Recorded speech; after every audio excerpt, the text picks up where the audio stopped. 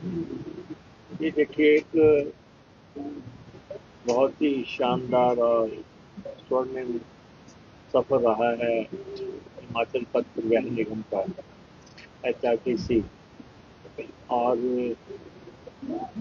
50 साल का सफर HRTC ने किया है। और सिर्फ सरकार को नहीं, अपितु हिमाचल के लोगों को भी इस पे जो है गर्व होना चाहिए। ये गौरव का विषय है कि ये HRTC ही है जो कि हिमाचल प्रदेश के लोगों को उनके गंतव्य स्थलों पे छोड़ती है।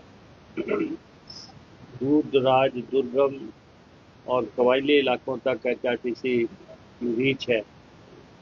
और HRTC को सिर्फ यही नहीं है कि वो हिमाचल वासियों को अपने घरों तक पहुंचाती है, लेकिन एक सुरक्षित सफर, एक अपनत्व का सफर जो है इस बस में बैठ के लोगों को होता है। तो इसलिए 50वां साल हमारे लिए बड़ा महत्वपूर्ण है। पहले हम 2 तारीख को इसका आयोजन कर रहे थे, इसके 50वें सालगिरह का। लेकिन अब हम 12 तारीख को इसमें थोड़ा सा आंशिक फेरबदल किया गया है। और हमारे पास 3,000 से अधिक बसों का फ्लीट है। और हिमाचल प्रदेश में क्योंकि ना तो एयर ट्रैवल है बहुत बड़े पैमाने पे, ना ही रेल ट्रैवल है, इसलिए सबसे महत्वपूर्ण हो जाता है HRTC का सफर। और HRTC को सिर्फ आप व्यापारिक दृष्टिकोण के नजरिए से नहीं देख सकते। HRTC को सामाजिक सरोकार के नजरिए से देखना पड़ता है। और ठीक है, HRTC की जहाँ पे प्रशंसा होती है, हम तो यही कहेंगे कि हिमाचल के लोगों को कि HRTC की आप इस बात के लिए प्रशंसा करें कि वो उन्होंने आपके साथ निभाई है और इतना लंबा सफर निभाया है। लेकिन फिर भी चंद आलोचक हैं जो अपनी बात कर देते हैं, कभी कोई बस खराब हो जाती है उस पर अपनी टिप्पणियां लिख देते हैं। लेकिन जब इतना बड़ा फ्लीट हम चलाते हैं और उसके संचालन में कई तरह की दिक्कतें हैं, हम प्रतिस्पर्धा के दौर से भी गुजरते हैं। और और रात रात्रि का राजा तो HRTC ही है। अगर आप यहाँ से कहीं भी जाएं, यहाँ से दिल्ली जाएं, किधर जाएं, आप देखें सारी रात हमारी बसें भागती हैं। लेकिन इसके बावजूद हमारी अपनी दिक्कतें हैं। और लेकिन हम उसको कोशिश करते हैं कि हम हमारे जो कर्मचारी हैं हम उनको समय पे तनख्वाह दें, समय पे पेंशन दें। और पिछले 7-8 महीने में 8 महीने हो चुके होंगे, लगातार हमने कोशिश की है कि ना तो पेंशन टूटने पाए, ना सैलरी टूटने पाए। और कर्मचारियों को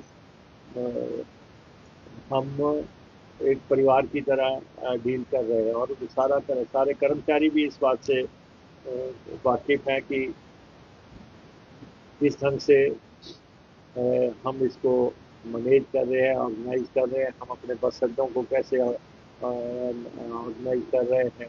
आपने देखा होगा पिछले कुछ दिनों से लगातार हिमाचल प्रदेश के सब बस अड्डों को सजाया गया है, संवारा गया है, और लाइटें उन पे लगी हुई हैं। ये एक पहचान है ऑर्गेनाइजेशन की।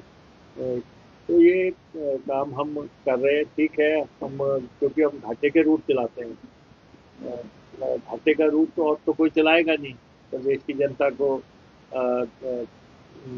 गाँव तक पहुंचाने के लिए, वो तो हम ही चलाएंगे। तो इस बात की भी लोगों को कंसिडरेशन में लेना चाहिए। आपकी सूचना के लिए, हम जो रियायती सफर देते हैं, रोज का 50 लाख रुपए का जो है हमारी सब्सिडी है, अनुदान है। 50 लाख रुपया रोज का खर्चा है जो हम 27 कैटेगरीज को कोई किसी को फ्री सफर है, किसी को रियायती सफर है, तो उसके 50 लाख के आसपास खर्चा होता है। और हम सरकार के भी आभारी हैं, सरकार हमें अनुदान देती है।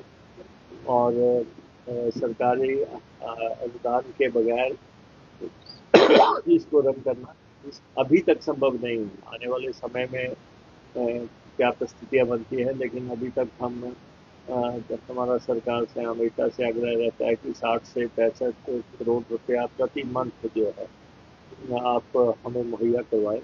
उसके कुछ कारण भी हैं, तो सरकार के अपने तर्क रहते हैं, लेकिन एज एन ऑर्गेनाइजेशन, क्योंकि हम सब रियायती सफ़र हम करवाते हैं, और तो इसलिए भी हमें मदद लेनी पड़ती है।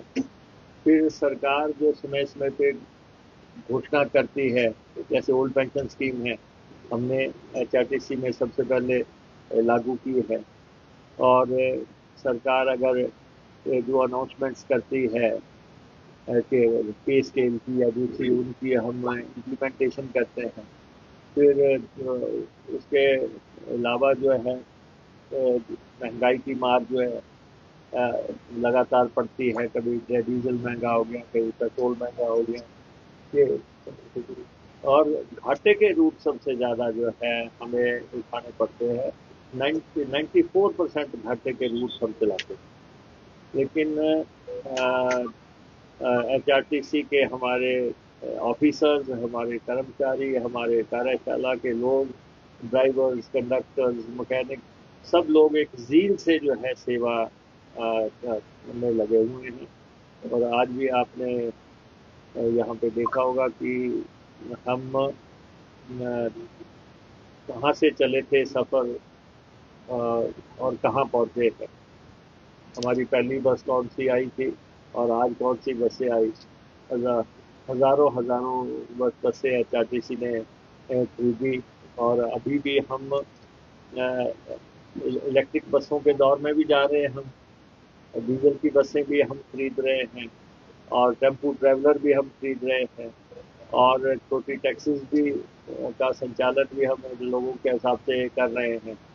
और ये कई कई तो छोटे जो छोटी गाड़ियां हैं, इनसे हमें करोड़ों करोड़ों का घाटा होता है। लेकिन सिर्फ जनता के हित में हम, क्योंकि जनता को सुविधा मिले, ये कल्याणकारी राज्य है, तो इसलिए हम इसको चलाते हैं। तो आज आपने देखा वॉल ऑफ ऑनर एचआरटीसी ने बहुत इनाम जीते हैं, देश दुनिया के इनाम जीते हैं।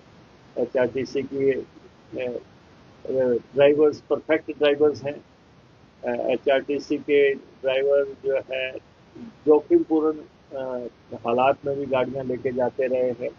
अभी पीछे हमने कोरोना काल के दौरान देखा, जब कोई बसों में किसी को बिठा के राजी नहीं था, तो एचआरटीसी ने सर्विसेज दी। अभी डिजास्टर आया, डिजास्टर के दौरान जो है जहाँ जहाँ भी बस भेजनी पड़ी, हमने बसें भेजी, और सबसे पहले हमने रूट खोलने की कोशिश की है। हमने अब हमारी कोशिश है कि हम दिल्ली में भी एचआरटीसी के जो हमारे ड्राइवर कंडक्टर हैं, उनको अच्छा रहने के लिए हमारा एग्रीमेंट हुआ है। वहाँ पे हम उनके रहने ठहरने का बंदोबस्त कर रहे हैं। और आज जो वॉल ऑफ ऑनर लगी है, आपने उसको देखा कि जब से ये शुरू हुआ सफर 50 साल में, 1974 से लेके 74 से लेके आज दिन तक क्या क्या फैसले, बड़े फैसले हुए, वो उस पर अंकित है। क्या क्या अवार्ड हमें मिले, वो हमने वो उसको सामने रखा है। और हम कलमबद्ध भी कर रहे हैं उसको। और वो तो 12 तारीख को सारी बातें आपके सामने आएंगी। और उसके अलावा मॉडल्स को भी डिस्प्ले कर रहे हैं। प्रदेश में भी कुछ जगह पे हम एचआरटीसी की बसेस को जो है शोकेस कर रहे हैं। कि जहाँ पे आप देखें कि क्या कौन सी बस हमारी कब थी क्या थी, कहीं ना कहीं आपको नजर आएंगी वही बसें। जैसे हम मिलिट्री के टैंक्स लगाते हैं या दूसरे चीज़ें लगाते हैं। तो ये गौरवपूर्ण इतिहास भी आपके सामने होगा। आप सामने भी सड़क पे देखिए जहाँ जहाँ पे बस चल रही है, कैसा कैसा रास्ता है। ये सब सफर को 50 साल के साथ अब हम जोड़ रहे हैं। 12 तारीख को हम ये कार्यक्रम करेंगे, उसमें सारी चीजें सामने आएंगी और हमारा आपसे आग्रह रहेगा कि आप एचआरटीसी को उसी स्पिरिट में छापें जिस स्पिरिट में ये डिजर्व करती है। कुछ जो लोग आलोचक हैं उससे बाहर निकल के जो आप भी समझते हैं कि एचआरटीसी की सेवा जो है वो किस पैमाने की है, उस लिहाज से आप हमारा योगदान दें। हम सकारात्मक दृष्टि से इस सफर को प्रदेश की जनता के सामने रखना चाहते हैं। तो पिछले कुछ समय में एचआरटीसी के रेवेन्यू में भी काफ़ी सुधार आया है। अगस्त महीने में तो 37% ज़्यादा रेवेन्यू आया है। क्या कुछ कदम और भी उठाए जा रहे हैं ताकि थोड़ा बूस्टअप किया जाए बोर्ड निगम? नहीं, देखिए ऐसा है कि हमारे एम डी रोहन जी हमारे सेक्रेटरी, प्रिंसिपल सेक्रेटरी, ये लोगों ने मिल के एचआरटीसी को एक वाइब्रेंट ऑर्गेनाइजेशन और इनोवेटिव आइडियाज के साथ प्रेजेंट करने की कोशिश की। हम आज कैशलेस सुविधा की तरफ पहुंचे हैं। वो आपने देखा कि किस ढंग से हम मंदिरों के साथ बसेस को जोड़ने की कोशिश कर रहे हैं। हम हवाई अड्डों के साथ जोड़ने की कोशिश कर रहे हैं, हम रेल लाइनों के साथ जोड़ने की कोशिश कर रहे हैं और हम पर किलोमीटर औसत बढ़ाने की कोशिश कर रहे हैं।